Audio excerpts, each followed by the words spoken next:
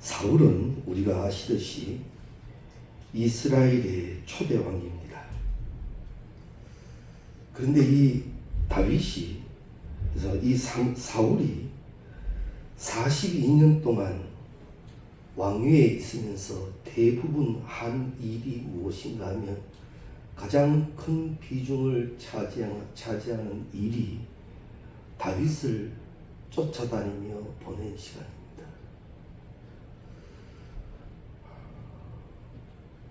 왕으로 세워져서 그가 할 일도 많이 있어 그 일들도 하였지만 그의 대부분의 시간 다윗 때문에 그는 늘 고민했고 힘들어했고 그 다윗을 죽이기 위하여 온갖 방법을 다 동원했음을 우리가 압니다. 결국 사울은 하나님에게 버림받은 첫 번째 이스라엘의 왕이 되기도 했죠. 근데 성경은 이 사울을 소개할 때 이 베냐민 이 이스라엘 지파 중에 가장 작은 지파 베냐민 지파 사람으로 소개하고 그가 기브아에서 태어났다라고 기록을 합니다. 여기 기브아라고 하는 것은 이 베냐민 지파 사람들이 레위인의 척에게 악한 일을 행한 곳입니다. 그래서 한때는 전멸될 위기에 처했던 곳이기도 합니다.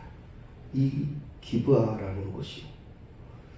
그곳 사람들은 하나님을 두려워하지 않았고 거룩한 삶에 그다지 큰 관심이 없었던 사람들입니다. 사울의 이 성장 배경이 그런 곳에서 자랍니다. 우리가 자주 기도 제목으로 삼을 때 그리스도의 문화 이렇게 이야기를 하는데 사울은 자라나며 사실은 거룩한 그리스도의 문화가 아닌 철저히 인간적이고 세상적인 문화 속에서 자라난 사람이라고 보면 됩니다. 결코 신앙적이지 못했죠. 그러나 그에게도 하나 보장되는 일은 이스라엘의 지파라는 겁니다. 그들에게도 하나님은 여호와가 되셨더라라는 것이 참 큰 은혜이기도 했습니다. 그러던 그가 어느 날 잃어버린 당나귀를 찾기 위해서 아버지의 잃어버린 당나귀를 찾기 위해서 하나님의 사람으로 일컫는 사무엘을 찾아가게 됩니다. 거기에서 사무엘과 사울의 첫 만남이 이루어지는데 그 만남이 우연이라기보다는 하나님께서 주도하셨다라고 보니 옳을 것입니다. 우리가 세상에서 인연이라는 말을 많이 씁니다만 그건 결코 세상적인 말입니다. 하나님 안에는 우연이 없습니다. 하나님 안에는 나를 사랑하심과 인도하심만 계십니다. 내가 그 말씀에 순종해서 니느웨로 다시스로 가지 않는 이상 하나님은 꼭 그 걸음을 복되게 하십니다. 이걸 믿으셔야 돼요.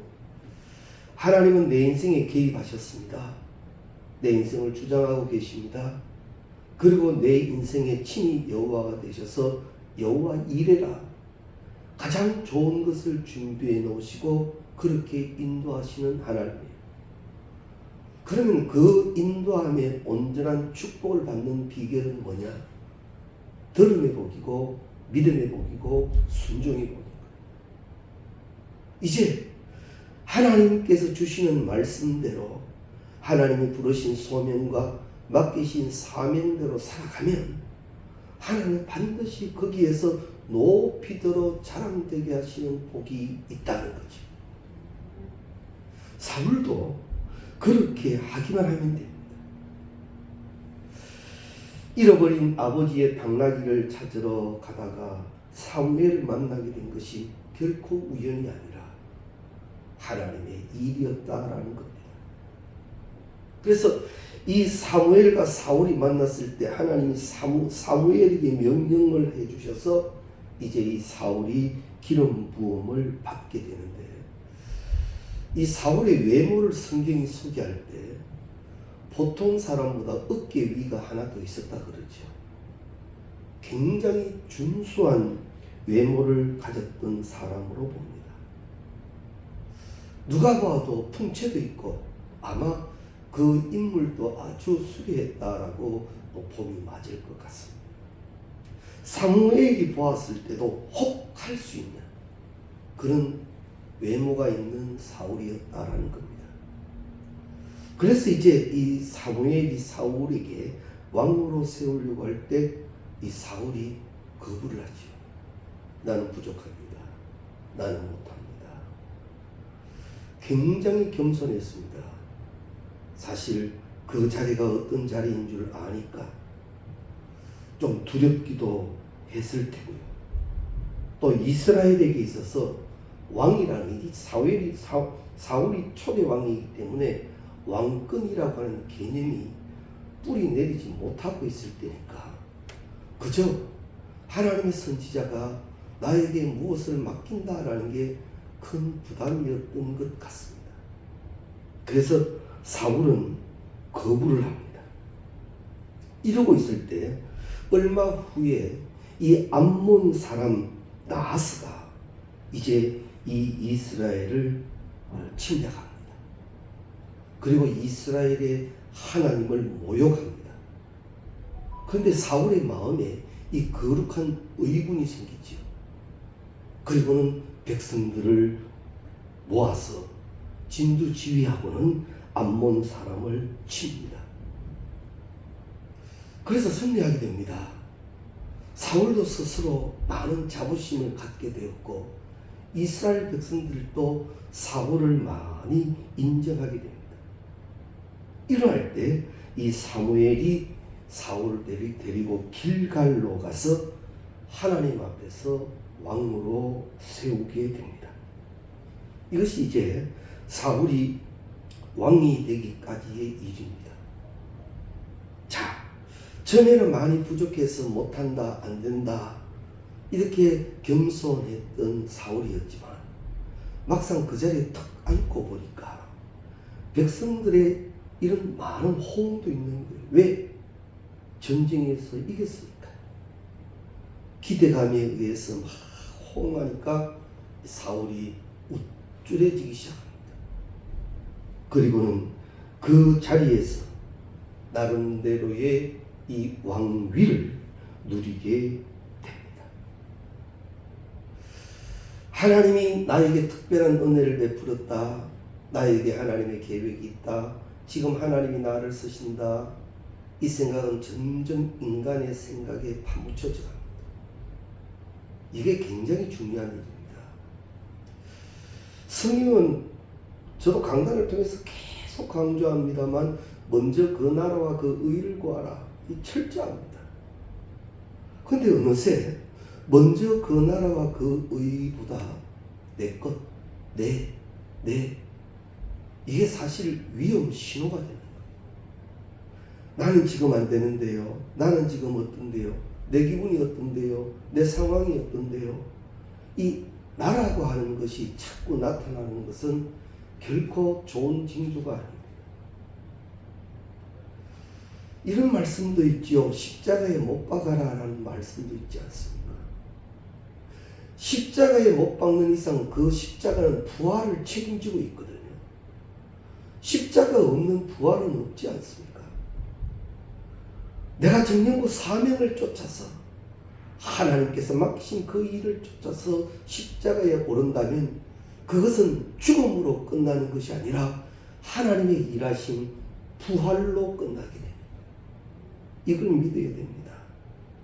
그런데 이 사울은 사람들이 막 이러니까 이제 나라는 것이 서서히 나타나더라고요.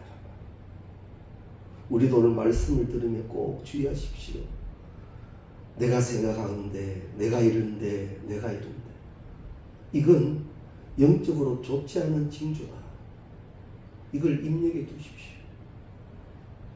사도 바울은 철저히 우리에게 이 고백을 시키지요. 나의 나 된 것은 하나님의 은혜라. 하나님의 은혜예요. 나의 생사화복을 주관하시는 이는 하나님이세요. 이것이 날마다 인정돼야 돼요. 그렇지 않으면 이 육신을 가진 인간은요, 결국 사람의 소리, 사람의 생각에 빠져버립니다. 철저히 주의해야 합니다. 그런데 이 사울과 비교해서 다윗은 그렇지 않죠. 사울은 천천히고 다윗은 만만이라 할 때도 다윗은 그 여호와 하나님을 기억합니다. 우리도 그러해야 합니다.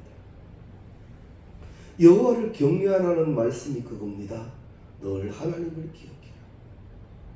그래서 우리에게 성경은 감사를 가르치실 때도 범사에 감사하지. 예외 없이 전부 다 모든 곳에서 그 여호와로 인하여 감사하라 합니다. 자, 이제 사울이 왕위가 어느 정도 자리 잡게 되자 이스라엘은 추수 때마다 치르는 곤욕이 있습니다. 열심히 농사를 해놓으면 그때마다 치르는 큰 고통이 있는데 그건 뭐냐면 바로 블레셋의 공격입니다. 열심히 농사를 지어놓으면 블레셋이 쳐들어와서 그것을 노략질을 해가는 경우가 많았습니다. 그래서 사울이 이제 이 블레셋을 물리치고자 준비하지 3천의 군사를 모읍니다. 그리고 이제 이 블레셋과 이 전쟁을 시작하는데, 사실 이 전쟁은 성경을 찾아보면 하나님에게 묻지도 아니했고 사무엘에게도 묻지도 않았어요. 왕권으로 준비합니다. 그만큼 왕권이 대단했다는 것이기도 합니다. 사울의 소리가 그만큼 위력이 있었다라는 거예요. 그 정도가 됐으니까 이 일을 벌렸는지도 몰라요. 사울이 한번 호령을 하면 호령되는 데까지 갔다고 보면 됩니다.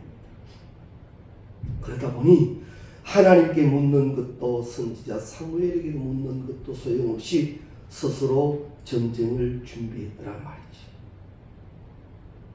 늘 노략질하는 이 블레셋을 공격하기 위하여 준비했는데 웬걸 이게 뜻대로 안 돼. 블레셋이 집합하여 몰려오는데 그 수가 3천과 비교했을 때는 엄청 차이가 나는 거예요. 그러다 보니 이렇게 사울의 말을 듣고 모였던 이스라엘 백성들이 슬그머니 빠지기 시작합니다. 남은 수가 600으로 나오지. 3천이 모였다가 2,400이 다 어디로 가버렸어요. 그러다 보니 사울은 이제 마음이 급합니다. 그런데 이스라엘은 모든 전쟁에 앞서서 하나님 앞에 제사가 있어야 되거든요. 하나님 앞에 제사 없이는 전쟁을 나갈 수 없으니까 하나님 앞에 제사를 드리려고 이 사울이 길갈에 기다리고 있는데, 이 제사를 집례해야 할 선지자 사무엘이 오지 않습니다. 성경에는 그 기간이 7일을 기다렸답니다. 일주일을 기다렸답니다. 많이 기다렸죠. 지금 보면 1분 1초가 급한데 사무엘이 그렇게 안 온다는 것은 이 사울로는 굉장히 초조했을 겁니다. 그래서 이 초조한 마음을 감출 수 없었어요. 그러면 이 전쟁 전의 제사를 사무엘 자기만 할 수 있나? 하나님 앞인데 나도 하면 되지 뭐. 나도 왕인데 뭐. 그리고는 그 제사를 집례해버립니다. 그때 사무엘이 옵니다. 그래서 오늘 8절 말씀입니다. 너는 나보다 앞서 10장 8절에 보면, 사무엘상 10장 8절에 보면, 너는 나보다 앞서 길갈로 내려가라. 내가 너에게로 내려가서 번제와 화목제를 드리리니 내가 너에게 가서 너에게 행할 것을 가르칠 때까지 7일 동안 기다리라고 사무엘이 미리 사울에게 얘기를 했어요. 10장에. 그런데 사울은 조급한 마음에 그걸 못 기다린 거예요. 이 사무엘이 이제 와서 몹시 혹독하게 하지. 제일 먼저 하는 말이 뭐 했느냐? 네가 뭐 했느냐? 사무엘도 깜짝 놀랐습니다. 지금 당신 뭐 했습니까? 그때 이 사울이 말합니다. 이 사울의 말이 합당한 논리인지도 모릅니다. 7일 만에 온다 해놓고 기다렸는데 안 오니까 내가 조급해서 내가 제사 지냈습니다. 좀 빨리 오지 왜? 이 사울의 말을 들으면 충분히 사울의 말이 이해가 갑니다. 그런데 이 사무엘은 사울을 혹독하게 하시지. 그래서 오늘 13장 11절에 보면 백성은 내게서 흩어지고 당신은 정한 날 안에 오지 아니하고 블레셋 사람은 믹마스에 모였음을 내가 보았으므로 이에 내가 이르기를 블레셋 사람들이 나를 치러 길갈로 내려오겠거늘 내가 여호와께 은혜를 간구하지 못하였다고 부득이하여 번제를 드리나이다. 그때 13절 보십시오. 왕이 망령되이 행하였도다. 여기서 하나 우리가 신앙생활 가운데 꼭 하나 우리가 배우고 가셔야 할 일이 있습니다. 이 제사장의 일과 또 우리가 일반적으로 섬기는 평신도의 일과 구별이 분명합니다. 이걸 아셔야 합니다. 요즘은 평신도 사역자라 그래서 평신도도 사역을 하니까 이 개념 이것이 막 무너지기 시작하는데 이건 사실 위험한 일입니다. 제사장은 제사장이고 평신도는 평신도입니다. 이게 분명히 해야 돼요. 설교요? 누가 못해요? 하면 되지. 들은 게 몇 년인데 서당께도 3년이면 풍어를 넣는다는데 내 신앙생활이 몇십 년인데 그 설교 하나 못해요? 하지요. 설교대 평가 한번 못해요? 충분히 하지요. 우리 다 그러지 않습니까? 그 교회 설교 좋더라, 아유 뭐 어떻더라 말하지 않습니까? 그 정도 능력을 다 가졌어요. 그러나 기억해야 합니다. 우리가 늘 기도 가운데도 있지 않습니까? 말씀하시옵소서 주의 종이 저 듣겠나이다. 늘 이 자세가 돼야 돼요. 금방진 이야기입니다만 전에도 한번 소개드렸습니다. 오천에서 사역할 때 오천교회 원로 목사님이 김성호 목사님이셨어요. 그분은 평신도로 계시다가 그 교회 평신도로 계시다가 신학을 하시고 이제 목사가 되셨어요. 그래서 아마 이 김 목사님의 성장을 교인들이 대부분 다 알 겁니다. 얼마나 별났고 성품이 어떻고 그것까지 다 알 거예요. 좋은 점도 있는 반면 인간이니까 그렇지 않은 점도 있을 겁니다. 그런데 이 김성호 목사님이 목사 안수를 딱 받고 강단에 딱 서는 순간 이 교회의 참 좋은 뿌리와 전통이 뭐냐면 주의 종이 말씀하신다 이겁니다. 깜짝 놀랐습니다. 나와서 자랑을 하는데 우리 왕 목사님 그 교인들은 꼭 그러더만요. 우리 왕 목사님 그러더만요. 말씀이 좋고 은혜롭고 꼭 나에게 주시는 말씀이고. 그래서 저는 개인적으로는 정말 이 외모도 참 좋으시니까 참 좋으신 분이다 하고 한번 기회가 되어 말씀을 듣는데 죄송합니다. 아이 참 기대만큼은 큰 그게 없는 거예요. 그래서 이 동기 목사님들에게 얘기했더니 맞다 그렇다. 그런데 그 교인들에게는 최고의 말씀이에요. 이게 은혜예요. 오히려 내가 잘못된 거예요. 말씀 앞에 내가 잘못된 거. 내가 건방지고 내가 교만지고. 그 말씀으로 받기만 하면 되는데 평가하고 뭐 어떻다 저떻다. 우리 꼭 기억해 주십시오. 말씀 앞에는 아멘입니다. 딴 거 필요 없습니다. 잘한다 못한다.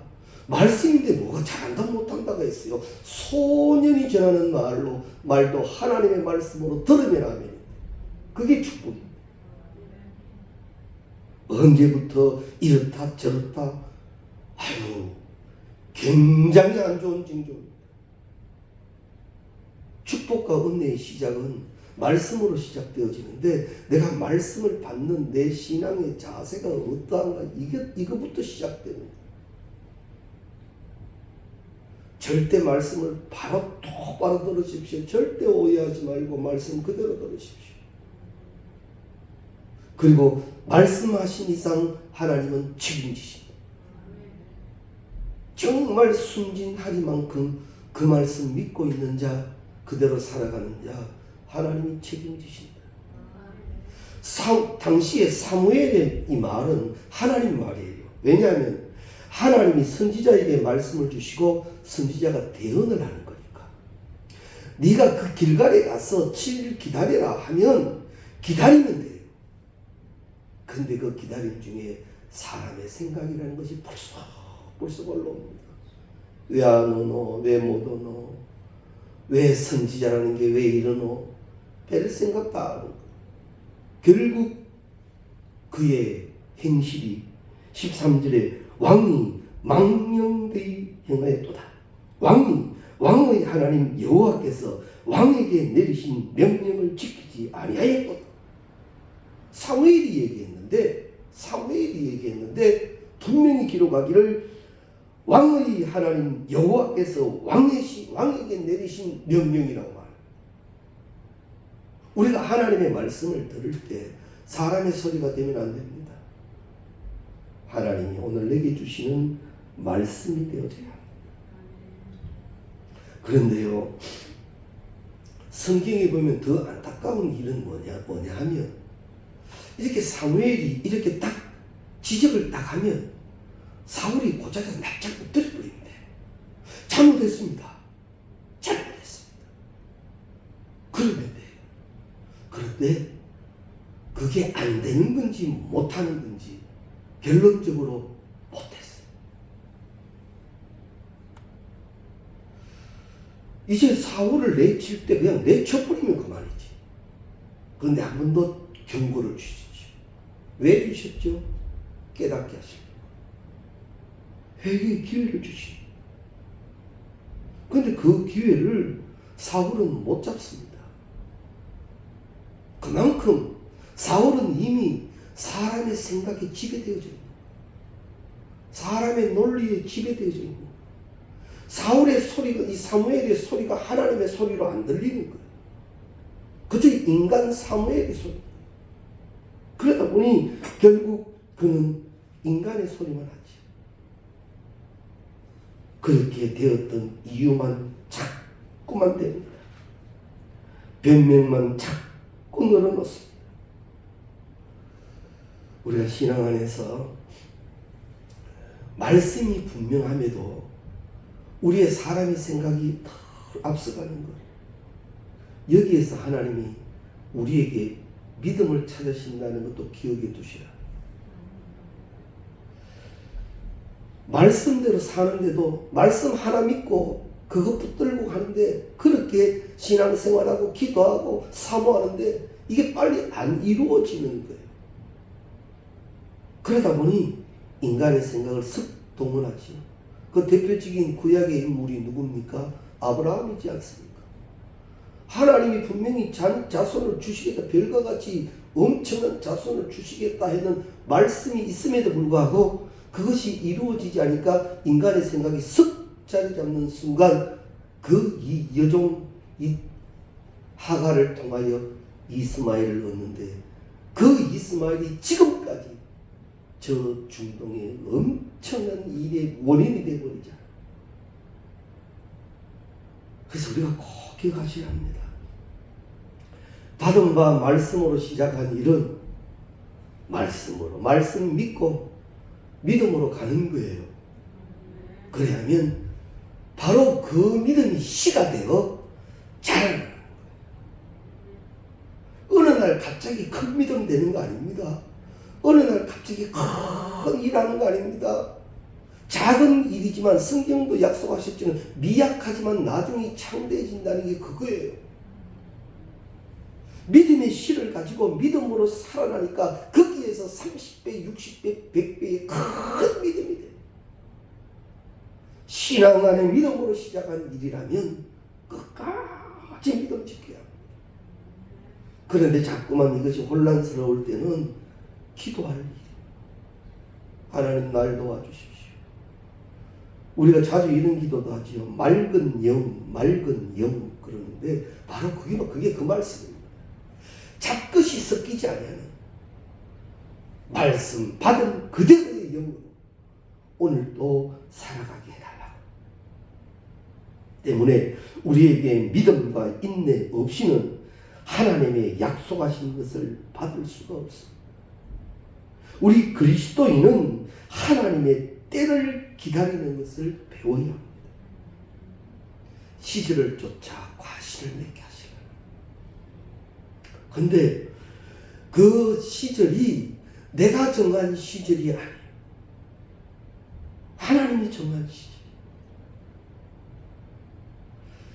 저도 개인적으로는 그렇습니다. 개척한 지 18년 지나고 19년째 들어가면 지금쯤은 땅 위에 교회 하나를 딱 짓게 하셔서 거기서 출입 자유롭고 정말 거룩한 예배 위에서 쿵쿵 소리 안 나고 그러면 얼마나 좋겠어요. 그러나 하나님은 또 다른 시간을 갖고 계신다면 믿고 기다리는 수밖에 다른 방법 없죠. 누가 뭐 대단해서 내 교회 짓겠습니다 손 드는 일도 아니고 그렇다면 말입니다. 이 마음이 우리 교회의 마음이 되어야 합니다. 하나님 친히 세우신 몸된 교회의 영이 지금 내가 믿음으로 충성해 나갈 때 주께서는 여기 세우신 하나님의 일을 이루어 주실 줄로 믿습니다. 이게 기도가 하나 되는 곳에 성령의 역사가 일어나는 거예요.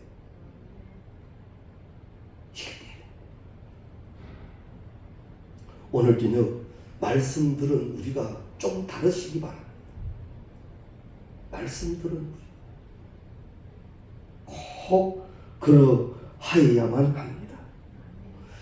결국 사울은 그의 마지막이 블레셋 군대에 활 쏘는 자의 이 활에 맞아 중상을 입고는 스스로 자결해버리죠. 그렇게 끝나버린 인생이 되어버렸습니다. 하나님에게 주권이 있음을 알면서도 그 주권에 순종하며 산다는 것, 육신을 가진 우리 인간은 사실 쉽지 않습니다. 하나님의 말씀대로 말씀으로 나를 복종시키며 사는 게 결코 쉽지 않다. 세상은 날 부르지 않습니까? 세상은 그날이 언제죠? 박근사님 포르투갈하고 축구하는 날이 언제였죠? 무슨 요일이었죠? 그날 새벽 3시가 아니라 4시부터 했다 그러니까. 예. 아마 박근사님도 이거 봐야 되나 말아야 되나 뭐 윤석이가 할머니 교회 가지 말고 이 앞에서 기도해라 그랬다 그러니까 생각이 나누어질 수 있어요. 거기에 논리를 적용하면요 하나님 교회만 계시나? 여기서 기도한다고 하나님 내 기도 안 들으시나? 맞잖아요. 무소부지하신 하나님. 그럼에도 불구하고 딱 결단하고 주의 교회에 올라오는 그것을 하나님이 기뻐하시니.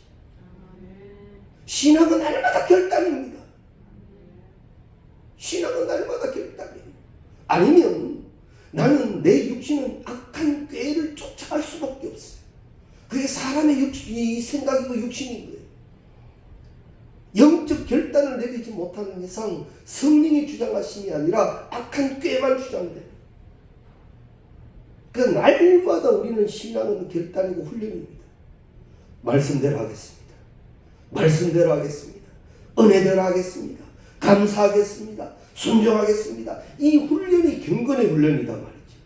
그럼 이 경건의 훈련은 무엇을 근거로 이루어지느냐? 말씀에 믿음 없이는 이 근거가 없어지는 거예요. 내 목사님 믿고 합니다. 목사가 어디 완벽한 거예요. 내 장로님 믿고 합니다. 장로가 어디 완벽한 거예요. 아무도 그 사람 믿고 한 건 늘 실패해요. 말씀 믿고 하고. 할렐루야. 말씀 믿고 하고 말씀 믿고. 이 말씀을 막 혼란스럽게 만들 때는 다른 방법 없어요. 저도 목사지만 개인적으로는 하나님 앞에 한 사람인데 말씀에 혼란이 올 때는 딱 그 혼란을 이길 수 있는 방법 하나밖에 없어요. 죽게 나와 엎드리는 거예요. 다른 방법 없어요. 여기 딱 올라와서 다시 십자가를 바라보며 주의 이름을 부르며 그렇게 정리해 가야 돼요. 다른 데 길이 있는 거 없어요. 휴대폰 들었다고 해결되는 것도 아니에요. 더 복잡해질 거예요. 그래서 우리 찬송 가운데도 있잖아요. 십자가 든든히 붙잡고 날마다 이기며 나가세 머리에 면류관 서서 주 앞에 찬양할 때까지. 할렐루야. 그겁니다. 신앙은 간단합니다. 그런데 인간의 생각이 복잡하게 만들어버렸지. 말씀이 딱 임하면 이 아브라함처럼, 믿음의 조상 아브라함처럼 정말 사람들이 보면 미친놈처럼 다 버리고 말씀에 일어서는 그에게 하나님 친히 보여주셨죠. 여호와 이레 복의 권은 그냥 교회 왔다 갔다 하면 복 받는다. 그건 아닙니다. 마당만 밟고 다닌다고 복 받는 거 아닙니다. 여기에 하나님 만나야 하고 그 하나님 앞에 예배되어야 하고 그 음성 들어야 하고 그 말씀대로 살아야 합니다. 그게 신앙생활이고 예배입니다. 그게 돼야 돼요. 기도가 자꾸 방해를 받는다. 어쩔 수 없는 상황이다. 그렇게 넘기지 마십시오. 내 기도는 방해받으면 안 됩니다. 다니엘을 보십시오. 기도 못하게 한 분명한 이유입니다. 이제 기도하면 사자굴에 던집니다. 절대 안 됩니다. 근데 다니엘은 기도합니다. 그것도 더욱이 감사하면서 그 기도대로 응답된 거예요. 감사한 일이 된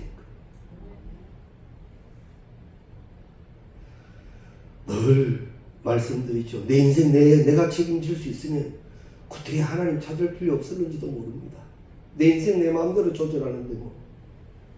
그러나 그렇지 않지 않습니다. 그렇다면 우리는 그 정확한 해답을 압니다. 하나님. 그렇다면 말씀 앞에 믿음이 있어. 믿음대로 살아가라. 사울처럼 성급해지고 경솔해질 때도 없지 않아 있습니다. 하나님의 말씀이 못 믿어져서 혼란 속에 허둥댈 때도 없지 않아 있습니다. 7일을 기다리라고 하는 것이 7년을 기다리라 하는 것처럼 오랜 고통이 될 수도 있습니다. 그러나 말씀이니까 끝까지 기다려야 합니다. 온전한 기다림이 곧 순종입니다. 잠시의 만족이 아닌 영원한 만족을 주시는 하나님이시라는 거지. 꽃과 같고 풀과 같은 것에 유혹되어 버리지 말고 영원한 것을 알며 그것을 누리는 우리가 되어져야 합니다. 눈앞에 보이는 것에 집중하면 믿음을 잃어버리기 쉽습니다. 베드로가 그랬잖아요. 말씀 순순해서 물 위를 예수님 바라보고 물 위 걷다가 그만 파도 보는 순간 빠져버렸잖아요. 앞에 거 보이는 순간 신앙 많이 약해져 버립니다.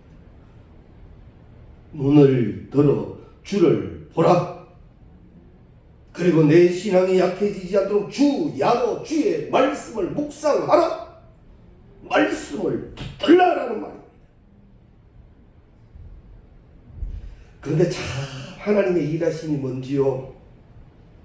남은 600명으로 블레셋을 이기게 하시지요. 사울은 죽었지만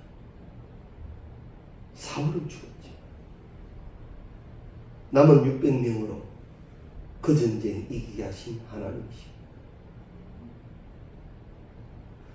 오늘 저녁 말씀을 정리합니다. 우리에게도 믿음이 날마다 요구됩니다. 말씀이 날마다 임하시는 것은 믿음을 자꾸 키우기 위함이에요. 그런데 말씀대로 살아가는 게 육신을 가진 우리 인간으로는 너무너무 힘들 때가 많아요.